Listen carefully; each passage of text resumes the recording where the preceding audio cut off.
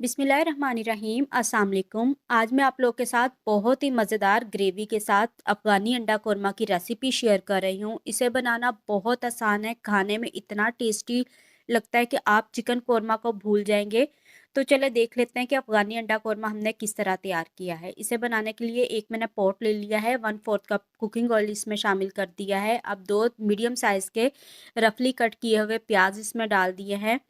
अब इसमें अदरक और लहसुन डाल देंगे, साबित डाल रही हूँ 7-8 जवे लहसुन के और 2 इंच का अदरक का टुकड़ा डाल दिया है। 10-12 हम इसमें काजू डाल देंगे और 4 सब्ज़ मिर्चें ली है, लंबाई में इसे कट करके ये इसमें डाल दी है। 1 से 2 मिनट आपने इन्हें फ्राई कर लेना है, जब तक कि प्याज का कलर लाइट पिंक नहीं हो जाता है तब तक आप इसे फ्राई कर लें। हल्की आग पे आपने इसे फ्राई करना है। तो यहाँ पे प्याज का कलर लाइट पिंक हो चुका है।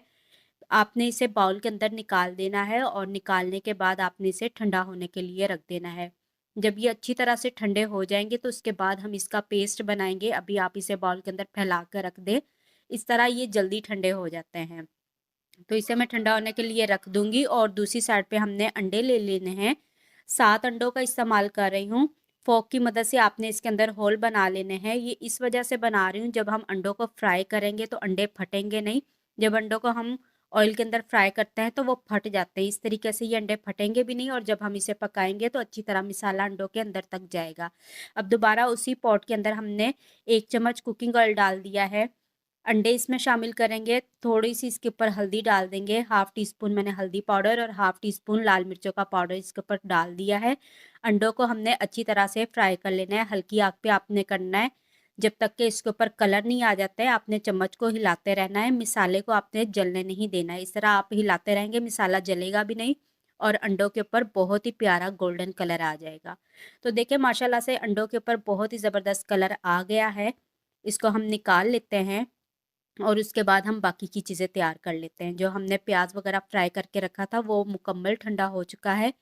मिक्सी जार ले लेंगे, इसके अंदर डालेंगे। उससे पहले आपने इसके अंदर थोड़ा-सा सब्ज़ धनिया डाल देना है, 1 मुट्ठी भर के आप डाल दें। ये भी हम इसके साथ ही इसका पेस्ट बनाएँगे, तो ये सारी चीज़ें हमने मिक्सी जार में डाल देनी है। आप चाहें तो इसमें थोड़ा-सा पानी भी डाल दें, इस तरह आसानी से पेस्ट बन जाएगा। तो ये हमने पेस्ट तैयार कर लिया है। अब पॉट को मैंने अच्छी तरह से धो लिया था। आधा कप इसके अंदर मैंने कुकिंग ऑयल डाल दिया, आप घी का भी इस्तेमाल कर सकते हैं। अब यहाँ पे मैंने 4 लौंग, 2 छोटी इलायचियाँ और 1 दालचीनी का टुकड़ा लिया है। इसे ऑयल के अंदर शामिल करके इसे हल्का-सा हमने क्रैकल कर लेना है। जब ये चीज़ें क्रैकल हो जाएँगी तो जो हमने मसाला बना कर रखा है पेस्ट, वो इसके अंदर हमने शामिल कर देना है। सारा आप इसके अंदर डाल दें, जो वो मिक्सी जार के अंदर है उसमें थोड़ा-सा पानी शामिल करके वो हम बाद में इसके अंदर शामिल कर देंगे। अच्छी तरह आपने इस मसाले को भून लेना है।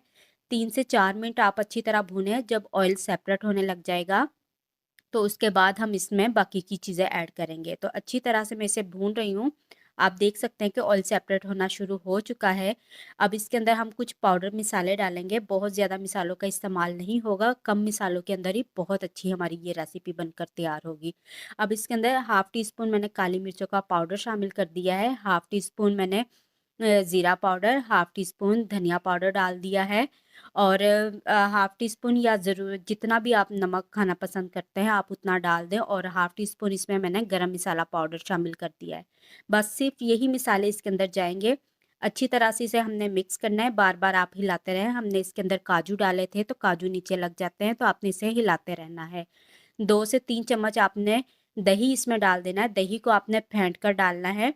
अच्छी तरह से मिक्स करेंगे, काजू जो नीचे लग रहे हैं वो उतर जाएँगे खुद ब खुद ही, दही डालने की वजह से। अच्छी तरह आपने इसे मिक्स कर लेना है और इसे आपने कवर करके तकरीबन 4-5 मिनट पका लेना है।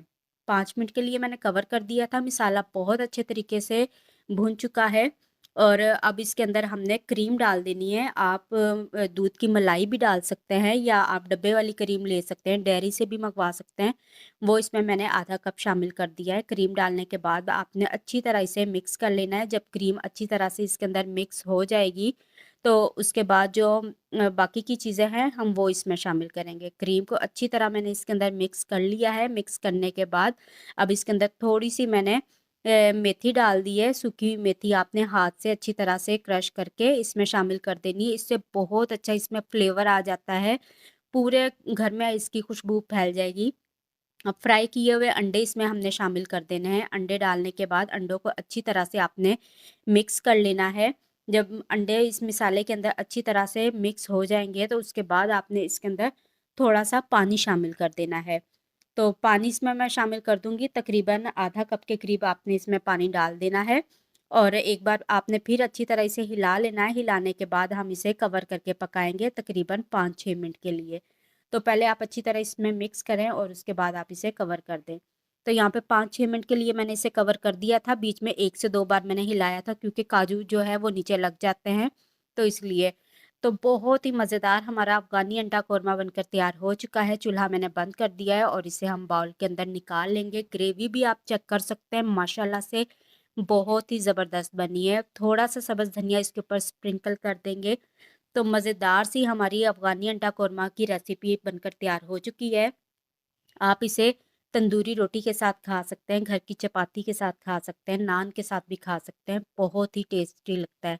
वीडियो अच्छी लगे तो वीडियो को लाइक करें और आगे शेयर करें। थैंक यू, अल्लाह हाफ़िज़।